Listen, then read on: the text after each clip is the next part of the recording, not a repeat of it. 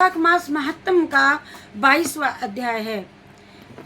बोलो जय श्री कृष्ण भगवान की जय।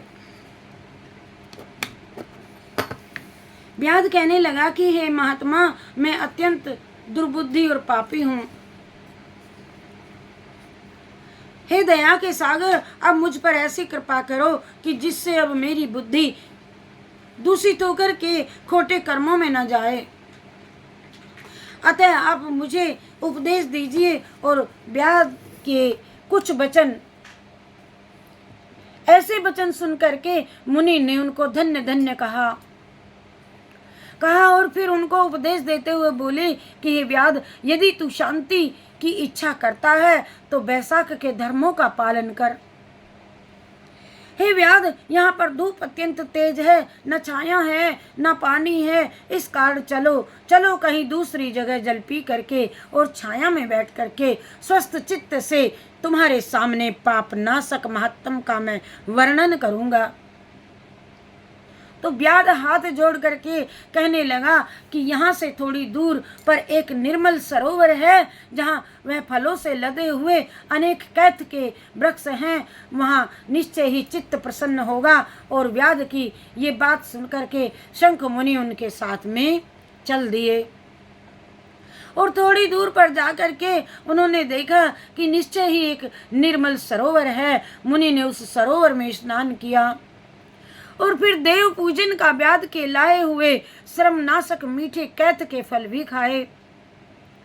तत्पश्चात व्याध कहने लगा कि हे महात्मन, यदि आप मुझ पर कृपा करो तो ये बतलाइए कि कौन सा कर्म करने से मुझे व्याध जैसी बुरी योनि मिली है और फिर आपको का ये सत्संग मिला। मुनि हंसकर कहने लगे, रे तुम साकल नगर में वेद पाठी ब्राह्मण थे। तुम्हारा नाम स्तंभ और गोत्र श्रीवत्स था। एक वेश्या से तुम्हारा प्रेम था, उसी की संगति के दोष से हमने नित्य कर्मों को तुमने त्याग दिया और तथा शूद्र के समान रहने लगे। और इस प्रकार तुमने आचारहीन होकर के धर्म का त्याग किया। परंतु तुम्हारी स्त्री जो अत्यंत रूपवती थी, तुम्हारी और वेश्या की सेवा किया करती थी।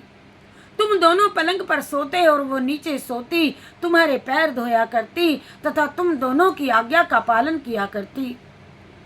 तथा वह वेश्या के मना करने पर भी पतिव्रता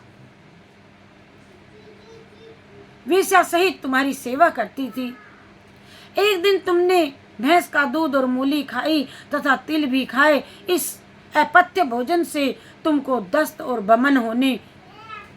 दोनों को वमन होने लगे और फिर दारुण भगंदर रोग तुम्हें हो गया। जब तक घर में धन रहा, वेश्या भी वहीं रही, पर फिर धन लेकर के वह भी चली गई। पर तुमको बड़ी घृणा हुई और तुमने अपनी पतिव्रता स्त्री से कहा कि मैं अत्यंत निष्ठुर हूँ तथा मैं वेश्यागामी हूँ। हे सुंदरी, मुझ पापी ने तेरा कुछ भी कभी भी कोई भी उपकार नहीं किया। जो अपनी नम्र भार्या का मान नहीं करते हैं वो 15 जन्म तक नपुंसक होते हैं। मैं रात दिन महात्मा और तेरी अवज्ञा करने से निश्चय ही पाप योनि में पड़ूंगा। तेरे विनीत भाव पर भी मैं महाक्रोध ही करता रहा सदैव।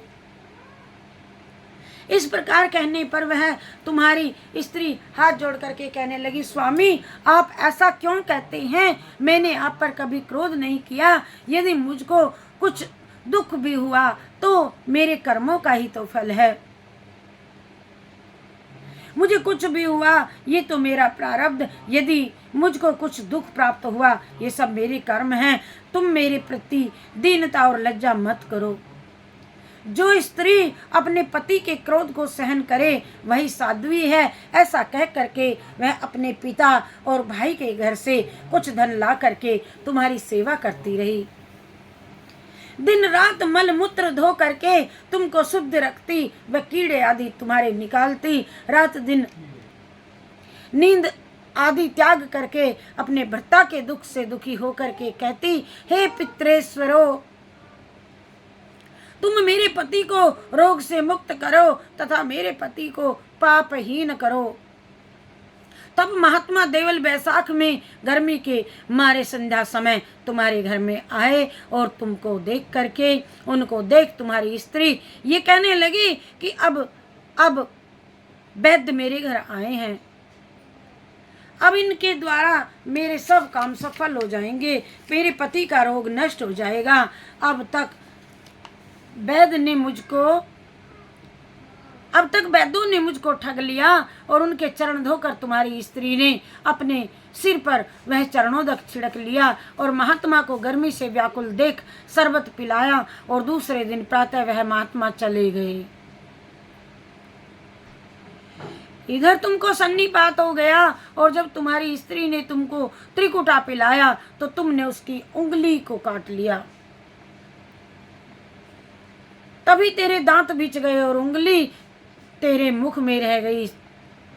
ठीक उसी अवस्था में तुम्हारी मृत्यु हो गई और उसी वेश्या के ध्यान में तुम्हारे प्राण निकल गए। तब तुम्हारी स्त्री अपना कंगन बेच करके ईंधन लाई और तुम्हारी चिता के साथ ही वह भी सती हो गई।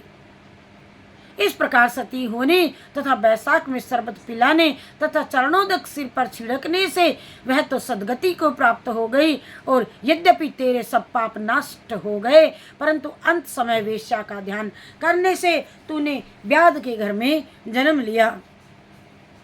इसी कारण तू सदा हिंसा में लगा रहता है और तूने अपनी स्त्री को शरबत पिलाने की आज्ञा दी थी। इसी कारण व्याध योनि पाकर भी धर्म पूछने पर तेरी सद्बुद्धि रही है। तूने भी मुनि के चरणों का जल अपने सिर पर छिड़कवाया था और इसी से तुझे सत्संगति प्राप्त हुई। तुमने अपने पूर्व जन्मों में जो कर्म किए वे सब तुमको मैंने बतलाए। तेरे ये सब पाप पुण्य मैंने दिव्य दृष्टि से देखे हैं। अब तुम्हारी कोई और गुप्त इच्छा हो तो सो पूछ लो। तेरा चित्त शुद्ध हो गया, तेरा कल्याण हो गया। बोलिए जय श्री कृष्ण चंद्र भगवान की। श्री कृष्ण श्री कृष्ण श्री कृष्ण गोविंद हरे मुरारी, हे नाथ नारायण वासुदेवा। श्री कृष्ण गोविंद हरे मुरारे, हे नाथ नारायण वासुदेवा। श्री कृष्ण गोविंद हरे मुरारे, हे नाथ नारायण वासुदेवा। श्री कृष्ण श्री कृष्ण श्री कृष्ण गोविंद हरे मुरारे। कृष्णार्पणमस्तु।